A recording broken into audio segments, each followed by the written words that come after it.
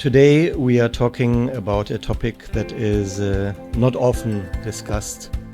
even amongst those working on child protection. While some countries collect data in general on abuse of children, the topic of abuse of boys is highly undocumented. But I'm really happy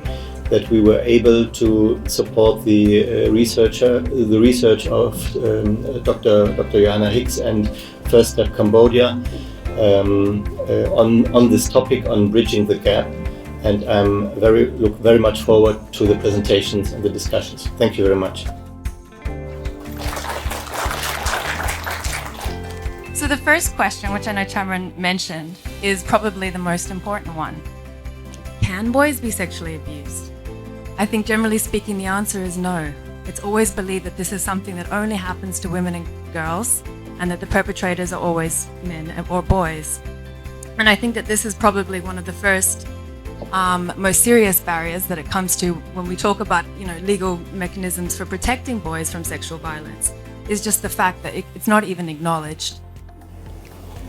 យើងច្រើនតែផ្ដោតទៅលើការរំលោភបំពានកុមារហ្នឹងផ្ទាល់បើន័យថាផ្ទាល់ប៉ះពាល់ផ្ទាល់តែមានការរំលោភសេពសន្តិវៈសោកបញ្ចូលហ្នឹងបានយើងចាត់ទុកថាជាការរំលោភបំពានប៉ុន្តែនៅក្នុងការស្រាវជ្រាវរបស់យើងរាប់បញ្ចូលទាំងការថតរូបអាក្រាតរបស់កុមារណាការបង្ខំឲ្យកុមារគាត់មើលរឿងអាភាសជាដើមហើយក្នុងនោះតាមប្រព័ន្ធអនឡាញបាទយើងមើលតុលាការកុមារមេត្រីនៅក្នុងប្រទេសកម្ពុជាយើងវិញមានរឿងក្តីជាច្រើនបាទឧត្តមប្រយោជន៍របស់កុមារមិនត្រូវបានយកចិត្តទុកដាក់ទេបាទហើយមានន័យថាម៉េចដោយសារតែតុលាការមួយចំនួនត្រូវបានបដិបដាតាក់ទងទៅនឹងនីតិវិធីកុមារមេត្រីទេដូច្នេះកុមារដែលគាត់ចូលរួមនៅក្នុងនីតិវិធីតុលាការគឺដូចមនុស្សធំដែរអញ្ចឹងកុមារាជាច្រើនគាត់ជ្រើសរើសមិនចូលរួមទេដោយសារហេតុផលនេះជាពុកម្ដាយកុមារារងគ្រោះម្នាក់ដែលគាត់លើកឡើងថាកូនខ្ញុំអាចឃើញមុខជនល្មើសហ្នឹងនៅប៉ុស្តិ៍ប៉ូលីសជាមួយគាត់យើងសម័យខ្លួនឯងមើលក្នុងនាមយើងជាមនុស្សធំបើសិនជាឲ្យយើងនឹងអង្គុយតទល់ជាមួយអ្នកដែលរំលោភយើងតែយើងមានអារម្មណ៍ដូចម្ដេចយើងត្រឡប់មកមើលមន្ត្រីនគរបាលបាទអញ្ចឹងមន្ត្រីនគរបាលគាត់នៅតែមិនទាន់មានសមត្ថភាពក៏ដូចជាចំណេះដឹងតាក់ទងទៅនឹងការអនុវត្តនីតិវិធីបែបកុមារមេត្រីយ៉ាងណានៅឡើយទេអញ្ចឹងដូចខ្ញុំលើកពីលើអញ្ចឹងសំណួរសួរមនុស្សធំមិនគាត់ទៅសួរកុមារដូចគ្នាអញ្ចឹងបាទតែសួរមិនស្រួលគាត់ថាកូនណាអូនឯងនិយាយឲ្យស្មោះត្រង់ណាតែនិយាយអត់ត្រង់ពូជួយអត់បានទេបាទយើងច្រើនលឺអញ្ចឹងប៉ុន្តែយ៉ាងណាក្តីយើងឃើញថាមួយរយៈចុងក្រោយនេះក៏ឃើញថាមានកិច្ចខំប្រឹងប្រែងពីអង្គការដៃគូជាមួយរាជរដ្ឋាភិបាលហ្នឹងដើម្បីផ្ដល់វគ្គបណ្ដុះបណ្ដាលទៅចៅក្រមដើម្បីគាត់យល់ដឹងអំពីនីតិវិធីកុមារមេត្រីហ្នឹងដូចម្ដេចបាទយើងមើលនេះតាក់ទងទៅនឹងផលប៉ះពាល់ផ្លូវចិត្តបាទភាគច្រើនគាត់ពិបាករៀបរាប់ណាស់ប៉ុន្តែមិនមែនទេទៅយើងបានព័ត៌មាននេះមកពីណាតាមរយៈការគូររូបតាមរយៈការប្រើឧបករណ៍មួយចំនួនដូចជាផែនទីរាងកាយដើម្បីគាត់កំណត់ពីផលប៉ះពាល់បាទអញ្ចឹងយើងមើលផ្លូវចិត្តរបស់គាត់ភាគច្រើនកុមារាច្រើនបន្ទោសខ្លួនឯងយល់ថាខ្លួនឯងខុសការពារខ្លួនបានឲ្យគេរំលោភគាត់មានអារម្មណ៍ច្បុកច្បល់ធ្លាប់តែគេរំលោភនោះស្រីចុះហេតុអីក៏គេមករំលោភគាត់ជាប្រុសដែរបាទអស់សង្ឃឹមគ្មានអ្នកជួយបាទដូចខ្ញុំលើកឡើងពីលើឲ្យតម្លៃខ្លួនឯងទាបបាទយល់សពអាក្រក់គេងមិនលក់បាទពេលខ្លះគេងច្រើនលើសលប់បាទរសាប់រសល់មួម៉ៅខ្លាចកុមារខ្លះគាត់ចេញអាការៈដូចជាមួម៉ៅទៅជាអាកប្បកិរិយាបែបហិង្សាបាទឆេវឆាវកុមារខ្លះគាត់អាចប្រយ័ត្នប្រយែងជ្រុលបាទខ្លះគាត់ប៉ុនប៉ងធ្វើអត្តឃាតទៀតបាទគាត់ភ្លេចភ្លាំងច្រើនអញ្ចឹងបានកុមារដែលគាត់ជាជនរងគ្រោះដោយអំពើរំលោភបំពានពេលដែលគាត់ទៅរៀនច្រើនតែរៀនមិនសូវបានល្អទេហើយយើងឃើញមានផលប៉ះពាល់ផ្សេងទៀតដូចជាអ្នកខ្លះឆ្ងល់កុមារហ្នឹងរៀងត្រឹសហើយឈប់នោមឈប់ជុះដាក់កាទេលយូរហើយស្រាប់តែឥឡូវគាត់មកនោមមកជុះដាក់កាទេលមិនស្រួលឪពុកម្ដាយអត់យល់វាយគាត់ទៀតបាទយើងមើលផលប៉ះពាល់លើរាងកាយម្ដងបាទអញ្ចឹងមានអាចពេលខ្លះជនប្រព្រឹត្តហ្នឹងគាត់ ចាប់បខំបាទធ្វើឲ្យមានស្នាមជាំរបួសហូរឈាមទៅលើប្រដាប់ភេទបាទរុនគូតបាទជួនកាលសដន់របស់កុមារាហ្នឹងបាទកុមារខ្លះទៀតសុខភាពគាត់ចុកខ្សោយអស់កម្លាំងឈឺក្បាលវិលមុខព្រោះគាត់គេងអត់លក់បក់មិនលហើយនោះខួរក្បាលរបស់គាត់ក៏អាចប៉ះពាល់ដែរលូតលាស់យឺតជាងកុមារដទៃគាត់អាចឆ្លងជំងឺកាមរោគដូចជាថ្លើមបាទប្រភេទ B ស្វាយប្រមេះអេដអីនឹងជាដើមកុមារខ្លះគឺគាត់លេងអនាម័យខ្លួនប្រាណដើម្បីកុំឲ្យជនប្រព្រឹត្តហ្នឹងមកលំពៀនគាត់តទៀតបាទខ្ញុំសូមបន្តទៅទៀតយើងមើលបាទកប្បកិរិយាបាទកុមារមានអាកប្បកិរិយាប្លែកៗជាច្រើនដែលធ្វើឲ្យយើងជាមនុស្សហ្នឹងមិនមនុស្សធំពេលខ្លះអត់យល់ទេបាទនិយាយច្រើនពីសកម្មភាពផ្លូវភេទគូរូបបាទលេងតាក់ទងរឿងផ្លូវភេទបាទសម្រាប់កាមណានៅទីសាធារណៈអីនឹងជាដើមអញ្ចឹងយើងមានផលប៉ះពាល់ផ្សេងទៀតតាក់ទងទៅនឹងទំនាក់ទំនងនិងសង្គមបាទកុមារភាគច្រើនជាពិសេសកុមារាដែលគាត់ជាជនរងគ្រោះហ្នឹងគឺគាត់អាចមានបញ្ហាទំនាក់ទំនងមួយកុមារដទៃពិបាកទុកចិត្តពិបាកលេងកិច្ចសាលាបាទគាត់ពិបាកផ្ចង់អារម្មណ៍អញ្ចឹងគាត់កិច្ចបាទមិនទុកចិត្តអ្នកដទៃផ្ដាច់ខ្លួនពីអ្នកដទៃជាដើមលោកលោកស្រីឃើញហើយថាមានផលប៉ះពាល់ជាច្រើនយ៉ាងណាក្តីខ្ញុំសង្ឃឹមថាលោកលោកស្រីអាចយល់ថាកុមារាក៏ជាជនរងគ្រោះដែរហើយកុមារាក៏ត្រូវការពារនិងជួយគ្រប់គ្រងពីលោកលោកស្រីដែរបាទ So through my research, through everyone that I spoke to, this was a general theme. I have, for example, from one of the ladies that I interviewed here in Siem Reap, everybody said this. Well, we don't believe that can happen to boys in Cambodia. That's not something, it only happens to girls. But at least with the people that I spoke to, they said in the case that a male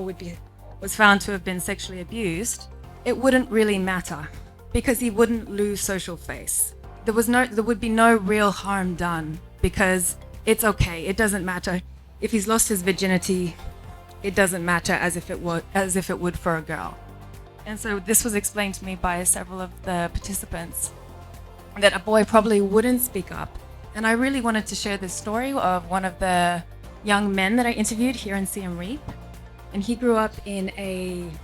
not quite an orphanage, but something similar. It was run by missionaries in Phnom Penh. And he was sexually groomed by the female boss. It was run by a husband and wife. She was 35 to 36 years old. He was 13 when she first began sexually grooming him. And we spent a whole morning where he was telling me about his story and how difficult it was for him, and also the challenges he faced in trying to speak up about it, because nobody believed him, right? They were like, he told me he was even told he was lucky by someone that he tried to speak up to, because of all of these reasons that I've just mentioned. This idea that a man is always strong, he's always powerful, he's always the perpetrator, and he's always open sexually. So there's no way that a male could be sexually abused for these reasons. So of course, when he was sexually abused, he struggled a lot going into his adulthood from this.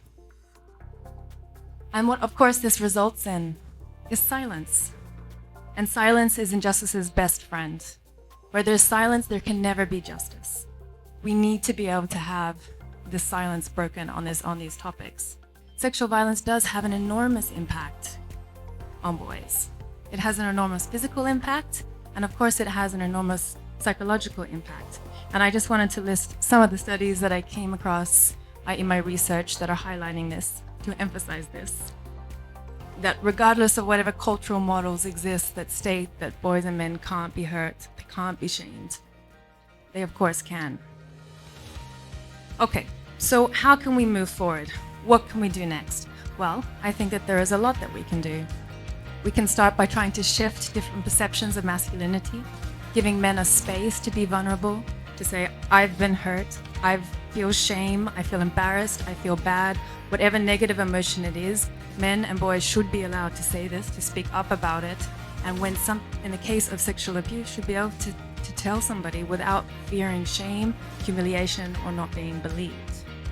This is really something we need to be doing. We need to be talking more about this issue. We need to be acknowledging that yes, men and boys can be sexually abused, And this needs to be happening at all levels of society.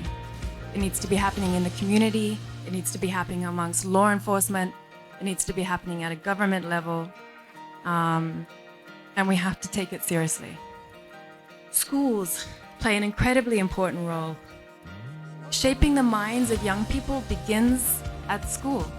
This is where we learn about what's right, what's wrong, what's acceptable, what's not. And so schools play an incredibly important role, not only in generating awareness that sexual violence exists against girls and boys, but that it's not okay. And that there should be spaces and places and people for young people to go to should they become a victim of sexual violence. And I really liked this quote that came from one of the NGO workers that I interviewed. And I think this is so important. Is just because when it's quiet, it doesn't mean that nothing's happening. And it means just because you don't see it, just because you haven't heard about it,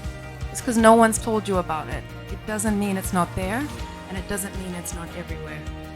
So it's incredibly important that we keep trying to speak about this topic, we keep trying to generate awareness, and then once we do that, I think we have a greater chance of moving past some of these barriers that I know Cameron talked about when it comes to implementing justice in the legal system. ការប៉ះទង្គិចផ្លូវចិត្តពាក្យហ្នឹងតាន់តិចទេទូចទេមួយម៉ាត់ទេ trauma ប៉ុន្តែ the effects of trauma ផលប៉ះពាល់របស់វាធំមែនតើដែលយើងពិបាកសម័យពិបាកពិបាកសម័យពិបាកធ្វើការជាមួយហើយដោយដែលចម្រើនលើកឡើងពីខាងដើមអញ្ចឹងថា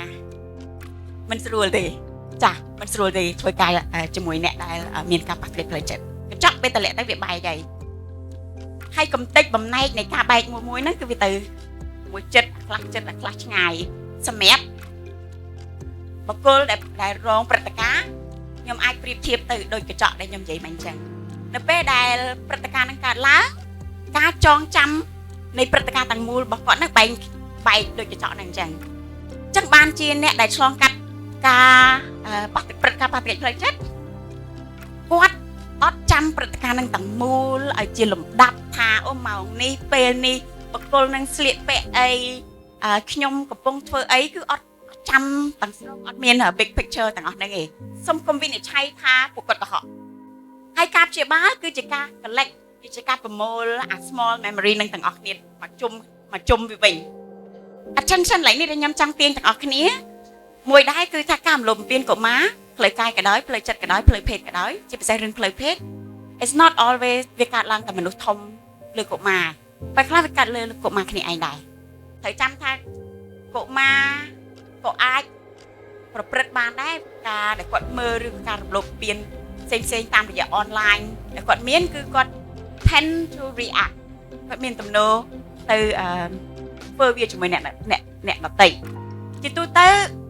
កុមារដែលត្រូវបានរំលោភបំពានជារឿយៗជួបប្រទះការរំលោភបំពានជាច្រើនដងមិនមែនតែម្ដងទេតែគាត់មានការរំលោភបំពាន history ដែលខ្ញុំធ្វើការជាមួយភ្ញៀវចេះតែមានម្ដងអត់អាចមានទៀត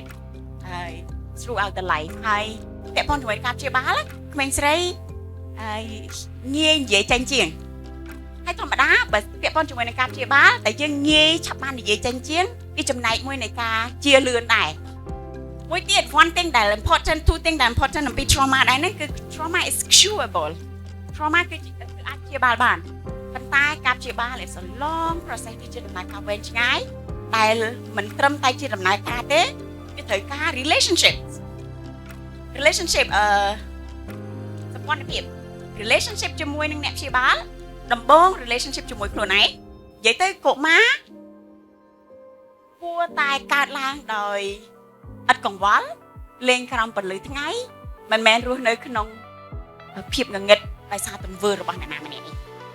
That's a definition of a child សម្រាប់ខ្ញុំអរគុណ